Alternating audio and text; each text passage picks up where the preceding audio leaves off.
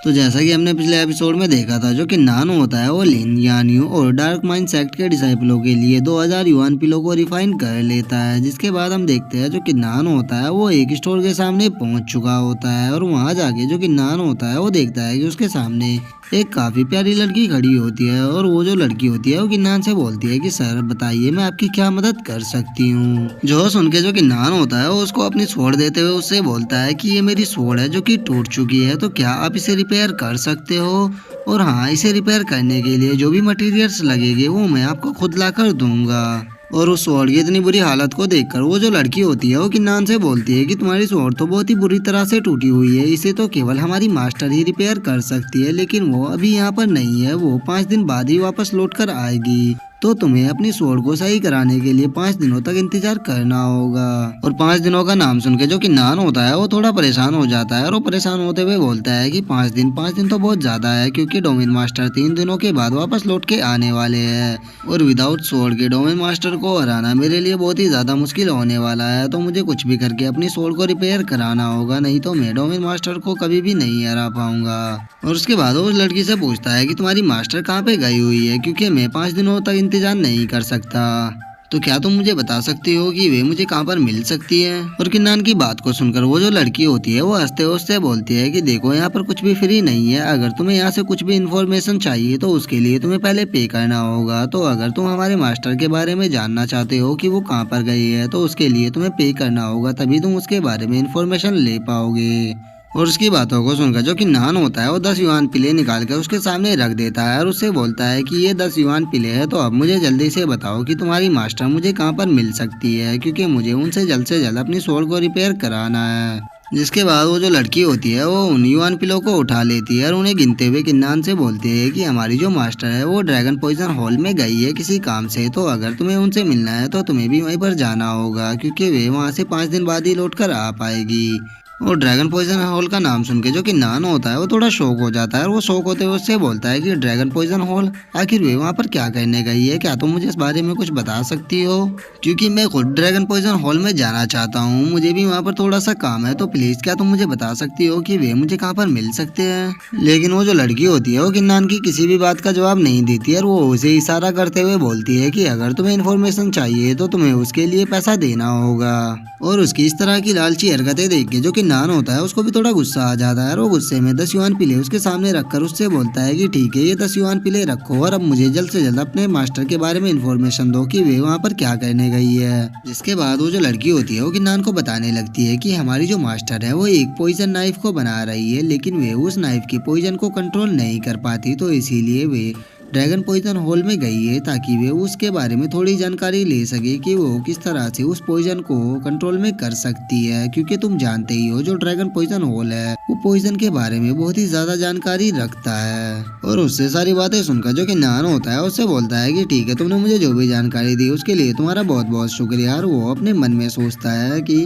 मुझे dragon poison hall में तो जाना ही था, क्योंकि मुझे सेक्ट मास्टर के एंटीडोट को लेना था जो कि ड्रैगन पॉइजन हॉल में ही है। तो चलो अब मैं वहाँ पर जाकर अपने सेक्ट मास्टर के एंटीडोट को भी ले सकता हूँ और उसके साथ ही अपनी स्वॉर्ड को भी रिपेयर करा सकता हूँ। तो चलो अब मैं ड्रैगन पॉइजन हॉल में चलता हूँ, क्योंकि वहाँ पे जाकर मेरे दोनों काम एक साथ ही निमट जाएगी। लेकिन तभी जो कि नान होता है वो वहीं पर ही रुक जाता है और उसे याद आता है कि उसको तो ड्रैगन पॉइजन हॉल की लोकेशन ही नहीं पता है और वो अपने मन में सोचता है कि अरे यार, मैं तो ये जानता ही नहीं कि ड्रैगन पॉइजन हॉल कहाँ पर है, तो मैं उसको ढूंढूंगा कैसे। मैंने प्लान बनाया था कि मैं कंपटीशन के दौरान यूं और लिली को पकड़कर उनसे ड्रैगन पॉइजन हॉल की लोकेशन के बारे में पता करूंगा, लेकिन उस टाइम पे फाइट के दौरान मैं इतना ज्यादा फाइट में खो गया था कि मैं उन दोनों से ड्रैगन पॉइजन हॉल की लोकेशन का पता भी नहीं कर पाया। तो अब मुझे वहाँ का मैप कहाँ से मिलेगा? लेकिन तभी वो जो लड़की होती है वो चिल्लाते हुए किन्नान से बोलती है कि अरे सुनो, अगर तुम्हें ड्रैगन पॉइजन हॉल में जाने का मैप चाहिए तो वो भी तुम्हें मिल जाएगा, लेकिन इसके लिए तुम्हें युआन पिलो को देना होगा। और गाइस एक चीज तो माननी पड़ेगी, ये जो लड़की है बिजनेस में बहुत ही ज्यादा अच्छी है।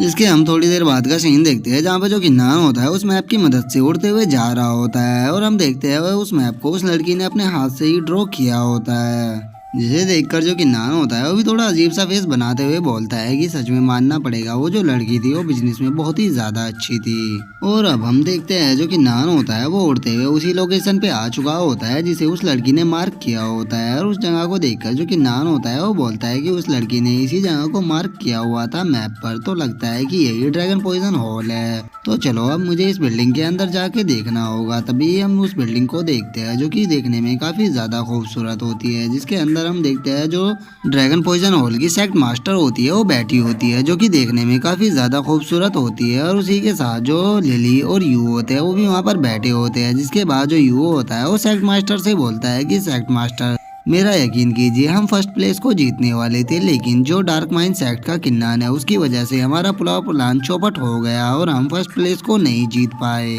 क्योंकि वो जो किन्नान था वो बहुत ही ज्यादा टैलेंटेड था और उसके टैलेंट के सामने हम में से कोई भी नहीं टिक पाया। इवन की जो एक्सट्रीम था उस एक्ट की हु फैंग थी वो भी उसके सामने नहीं टिक पाई, किन्नान ने उसको भी हरा दिया।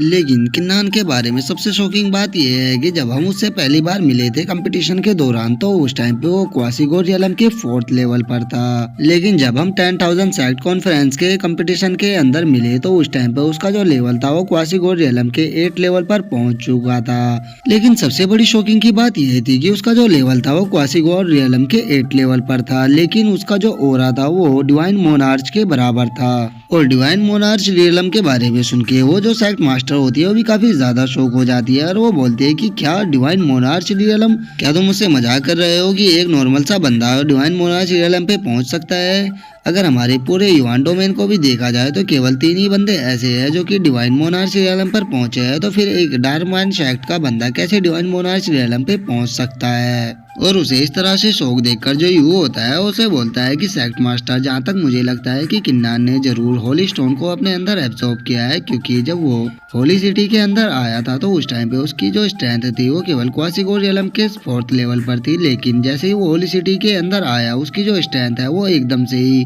क्वासिगो रियलम के 8 लेवल पर पहुंच गई और इसी के साथ होली सिटी के अंदर से जो होली स्टोन था वो भी गायब हो गया। तो मुझे लगता है कि उस होली स्टोन के गायब होने के पीछे किन्नान का ही हाथ था। और यू की इस बात को सुनकर जो सेक्ट मास्टर होती है उससे बोलती है कि तुम्हें इस चीज पर कितना यकीन है कि उस होली स्टोन को किन्नान ने ही एब्जॉर्ब किया है? जो सुनकर यू से बोलता है कि मैं पक्का तो नहीं कह सकता, लेकिन जहाँ तक मुझे लगता है कि होली स्टोन के गायब होने के पीछे किन्नान का ही हाथ है, क्योंकि जब पहली बार होली स्टोन के अंदर से उसकी एनर्जी को चुराया गया था तो उस होली स्टोन की जो एनर्जी थी वो वहीं पर ही गई थी जहाँ पे किन्नान रुका हुआ था, क्योंकि इस चीज को मैंने खुद ने अपनी आंखों से देखा था।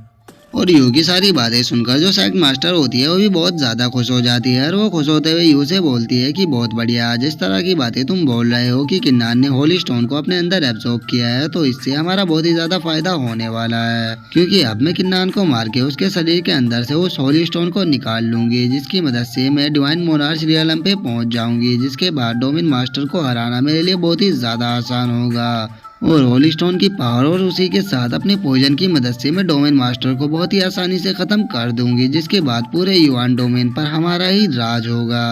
और वे इस तरह की बातें करके खुश हो ही रहे होते हैं, तभी एक गार्ड वहां पर आकर उनसे बोलता है कि सेक्ट मास्टर, गेट पर एक बंदा आया हुआ है जो कि बहुत ही एरोगेंट तरीके से आपके बारे में पूछ रहा है। और उस गार्ड की बातों को सुनकर जो सेक्ट मास्टर होती है उसको भी काफी ज्यादा गुस्सा आ जाता है और वो गुस्से में उस गार्ड से बोलते हैं कि आखिर किसकी हिम्मत हुई कि मेरे सेक्ट के सामने आके वो एरोगेंट दिखा सके, वो बंदा है कौन, क्या वो मेरे हाथों से मरना चाहता है? जो सुन के वो जो बंदा होता है उससे बोलता है कि सेक्ट मास्टर, उस बंदे ने अपना नाम किन्नान बताया था। और किन्नान का नाम सुन के जो सेक्ट मास्टर होती है उसे अपने कानों पर यकीन नहीं होता और उस गार्ड से बोलती है कि क्या कहा तुमने, जरा मुझे दोबारा से उसका नाम बताना। जो सुन के वो जो गार्ड होता है वो सेक्ट मास्टर से बोलता है कि सेक्ट मास्टर, उस बंदे ने अपना नाम किन्नान बताया था और वो बोल रहा है कि वो आपसे मिलना चाहता है। और किन्नान का नाम सुनकर जो सेक्ट मास्टर होती है वो भी पूरी तरह से शांत हो जाती है और उसके बाद वो एक रोमांटिक सा फेस बनाते हुए बोलती है कि किन्नान, मैं तो तुमसे मिलने के लिए खुद ही आने वाली थी, लेकिन देखो तो जरा, तुम तो मरने के लिए खुद ही यहाँ पर आ गए।